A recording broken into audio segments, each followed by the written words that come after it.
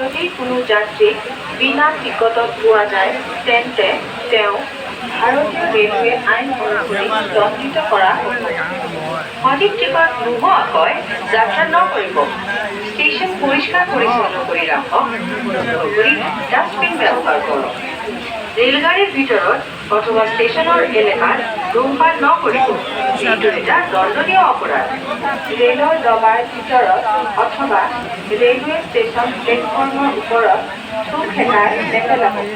থুদানি ব্যৱহাৰ কৰক। জ্বলনশীল বস্তু অথবা বিস্ফোৰক সামগ্ৰী নকঢ়িয়াব।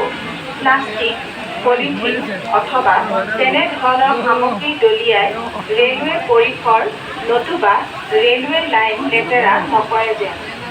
ৰেল লাইন পাৰ হৈ নাযাব। পদদলং ব্যৱহাৰ কৰক। কোনো অপৰিচিত ব্যক্তিৰ পৰা খোৱা বস্তু নল'ব। এইটো এটা আপোনাৰ সামগ্ৰী চোৰ কৰাৰ প্ৰচেষ্টা হ'ব পাৰে। কোনো অপৰিচিত ব্যক্তিৰ পৰা খোৱা বস্তু নল'ব। এইটো এটা আপোনাৰ সামগ্ৰী চোৰ কৰাৰ প্ৰচেষ্টা হ'ব পাৰে।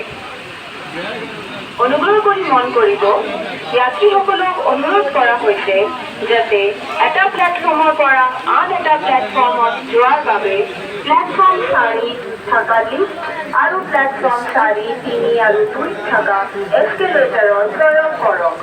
ধন্যবাদ। অনুগ্ৰহ কৰি মন কৰিব, এই ঘটনা জনসাধাৰণৰ বাবে কৰা হৈছে। যাত্ৰীসকলক অনুৰোধ কৰা হৈছে যাতে ষ্টেচনত থকা ষ্টলছৰ পৰা সেই সামগ্ৰী MRP ৰেটত ক্ৰয় কৰে। যদি কিবা অসুবিধাৰ সন্মুখীন হয় আপোনালোকে CTI কামাখ্যাত কৰিব পাৰে। ধন্যবাদ। कामाख्या सभी यात्रियों का स्वागत करता है।